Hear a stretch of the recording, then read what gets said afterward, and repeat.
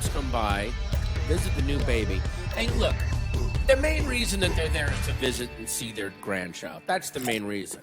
But they're also there to defend how they raised me. That's one of the other things on the agenda. And by the way, your parents loved you, and they completely screwed up. They loved you, they had horrible information, they did the best they could, they screwed everything up. I'm screwing everything up, I'm sure I'll find out in 40 years, but I'm reading the latest books, and I'm sure they're all wrong. I'm trying. When my mom visits, baby needs a nap. Baby in her bassinet. And my mom said, you put her in. Yeah, there's a thing now called back to sleep. Put them on their back, it's French crib bed. Mom said, you and your brother slept face down every night. You turned out fine.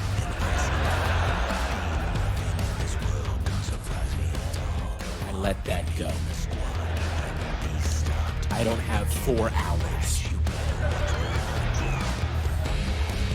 Then, baby woke up, gave her a bottle. Mom said, you fed her like 2 hours ago. Yes, they need calories. They need to eat that much. They need the calories. And my mom said, you used to scream all night we didn't feed you. You turned out fine.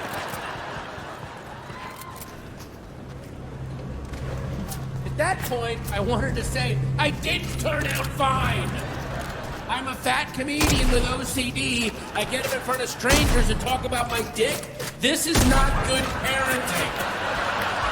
He's like, that's really? Is that what he does?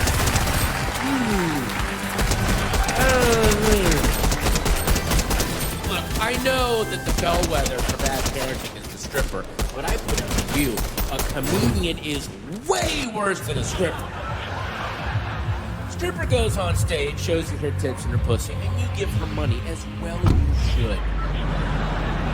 That is a warm, neighborly thing to do. Comedian goes on stage, keeps his clothes on, talks about his genitals. How crazy would you think a stripper was if she came out and did that? Came out fully clothed. Guys, let me tell you about my vagina for the duration of this REO Speedwagon song. You're definitely gonna want to hear all about this. Get your dollar bills out. This is well worth your time. Wow, her dad must have fucked her in a Garfield mask. That is not. Woo! That is not good. Yeah, fucking the daughter in a Garfield mask. Yeah.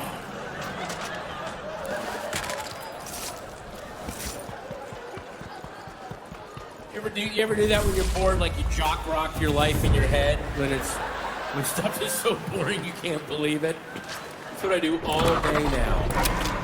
Standing in line at the post office, gonna buy some commemorative stamps, yeah.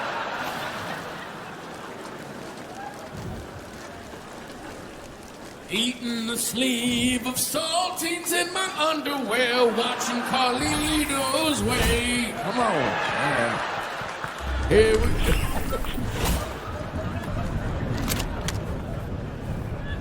Jerking off to internet porn in my office when I should teach my daughter to read. Yeah. Oh, yeah.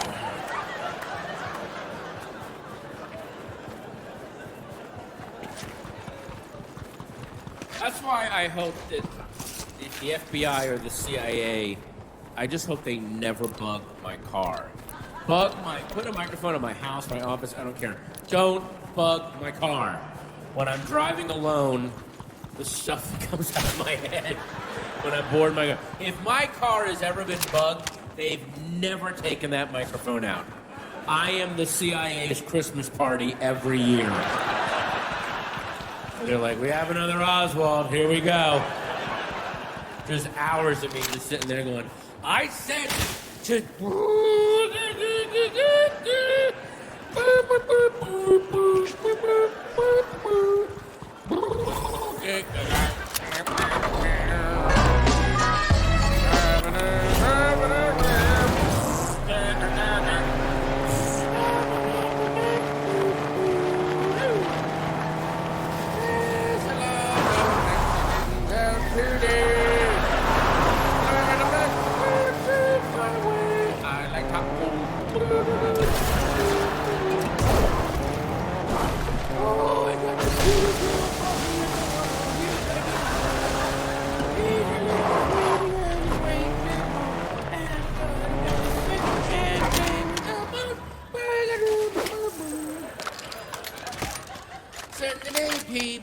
to the Burbank cops. There's a thief made a cinnamon and lemon drop.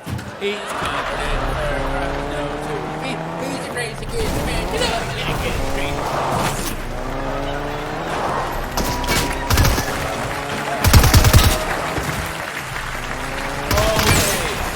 Alone in my car. Pathetic.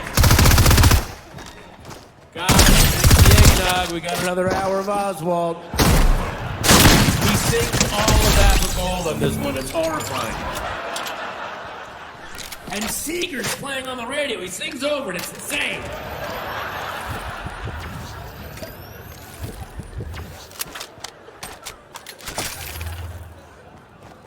I got offered to go audition for a romantic comedy, and they wanted me to audition for the part of the gay best friend, which...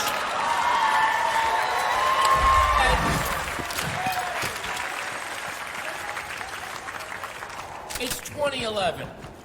It's 2011. I may as well put on blackface and tap dance. That's how old that cliche is now. And I read the script, and every scene, it was every standard gay best friend. Like, I walk in, and she's crying, and I go, oh, microwave popcorn and red wine, stat! So, pointless. Now, I have a lot of gay friends, and a lot of my gay friends are idiots. Just like my straight friends. But in every movie, all gay characters are these magical, intelligent quip machines.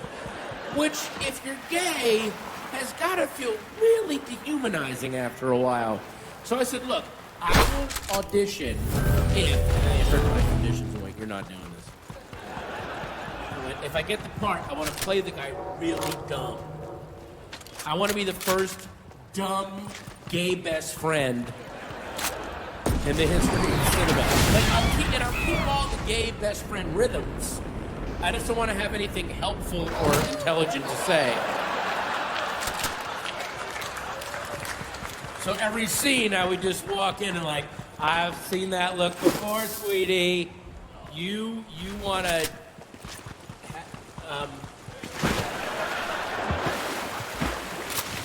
do something with his cock, I guess. I don't know. Oh, I'm tired. You and your two friends, when the three of you get together, you guys are like the...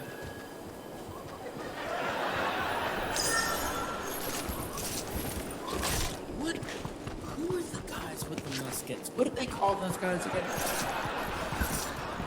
Are they called musketeers? Was I that close?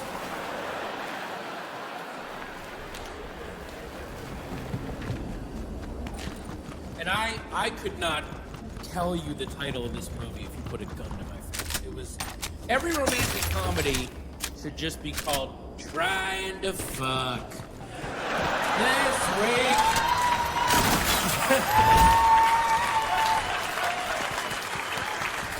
This week, Jennifer Aniston and this guy are gonna try to fuck. Next week, Jennifer Aniston and another guy are gonna try to fuck. Will they fuck? Probably. From the writer of Nyeh and the director of Nyeh comes Nyeh.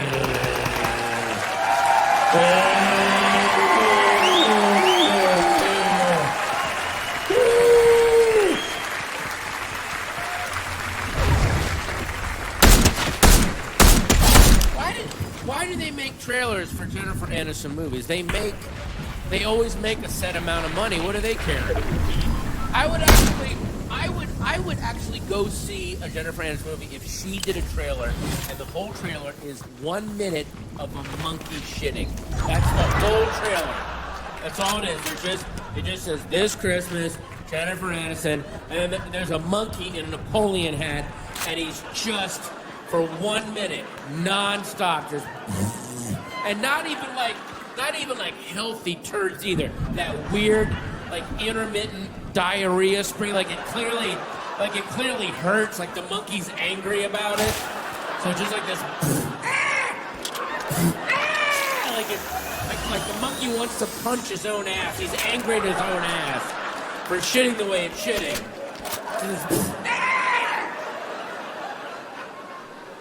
Jennifer Aniston. Like, wow, we should go see that. That's, my God, what is that about? That's awesome. There better be more than 1 minute of that monkey shitting, though. That monkey better shit for 5 minutes. They better not have just shown me the best part of the movie.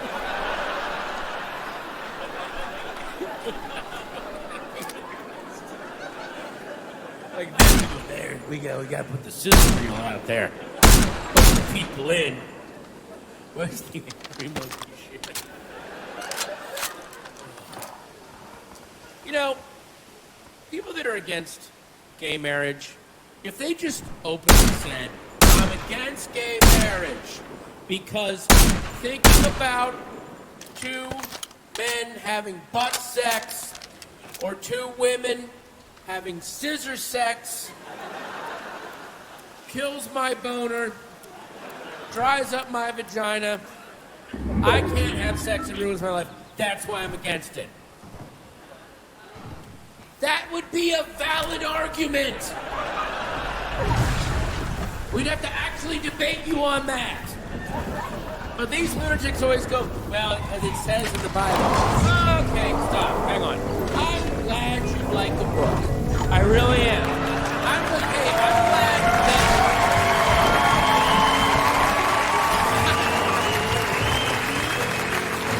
At this point, I'm glad anybody's reading anything.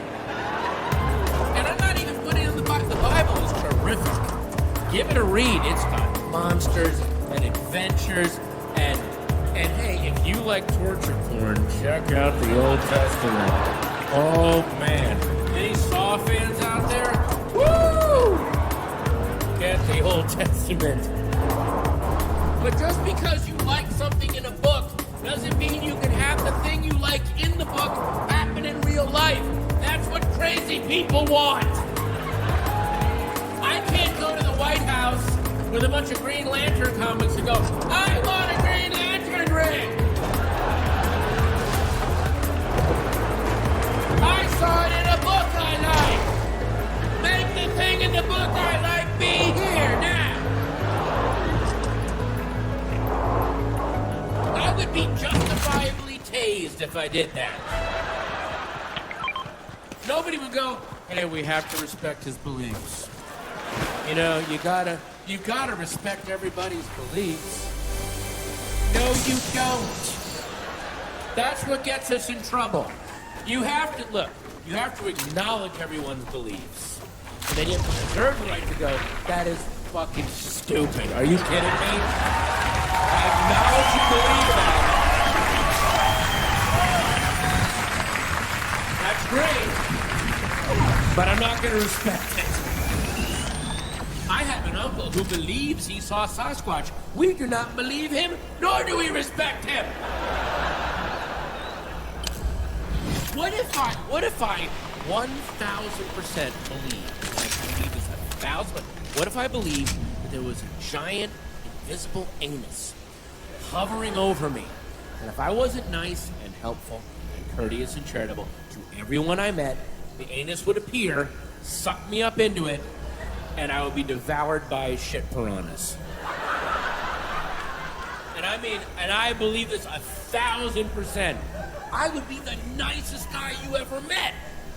You'd be like, Patton, you're so helpful and charitable and courteous to people. Why is that? And I would go, it's funny you should ask me that. You can't see it, but there's an invisible anus hovering over me. And if I'm not nice to everybody, it will appear and suck me up, and I'll be eaten. Well, I don't need to tell you about the shit piranhas. We all know about those, right? The show made my back end cash in 21. I acknowledge you believe that. That is the dumbest thing I've ever heard. Please do not stop believing in the dumbest thing I've ever heard. Because you're actually helping people out with your beliefs. Don't stop believing in stuff. you. I mean, just Jesus' superpowers alone are so crazy. They don't even look. I'm not saying that they're bad. Random. He has some random. Like on the one hand, he's got the necromancer powers, where he can drive away demons and raise the dead. Oh wow, awesome! And then over here, he can take a little bit of food and make it into a lot of food. What? Doesn't that sound like a power that one of his sidekicks had in earlier versions of the Bible, and then as they kept rewriting it, they're like, why don't we lose Sandwich Joe? Why do we have him? He doesn't really say anything cool. Like, Jesus is always saying all this cool shit, and then he pops in, who wants a nice pita? Ah! It's the fucking Sermon on the Mount, Joe. Get out of here. They looked hungry. I thought I'd pop in. Give Jesus the lunch powers. And that's it's Jesus' wisdom and humility to keep him out of the superhero teams. If he ever came back, he wouldn't just go to the X-Men and say, guys, I can raise the dead. So you keep him fit, guys, in the back, boom, put him right back in the game. Wow, you're hotter, Jesus. You a cool another uniform, man. Really? You're not going to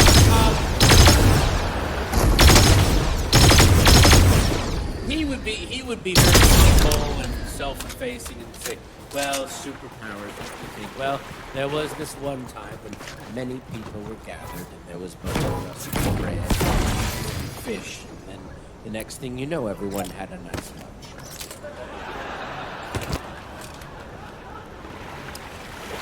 Wow, that's amazing. Hang on 1 second.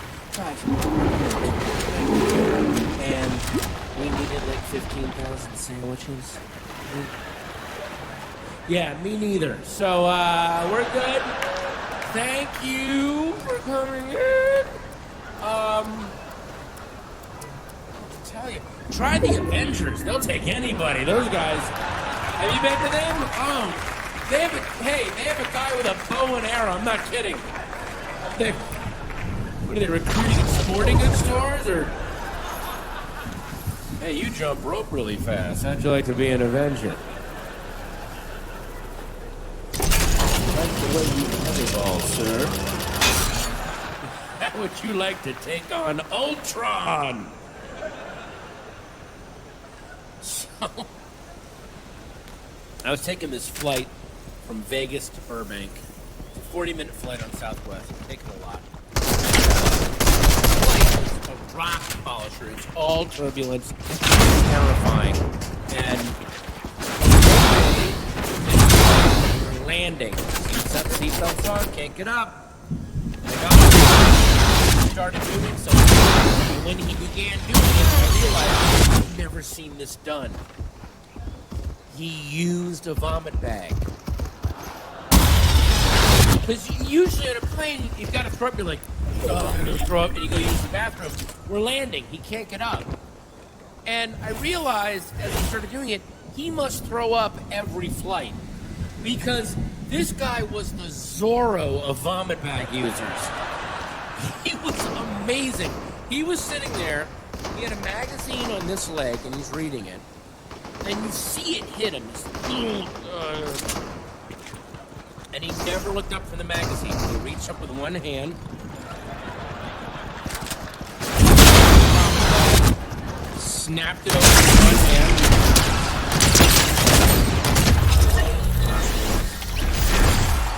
Fitted it over his mouth. Made a soundproof seal.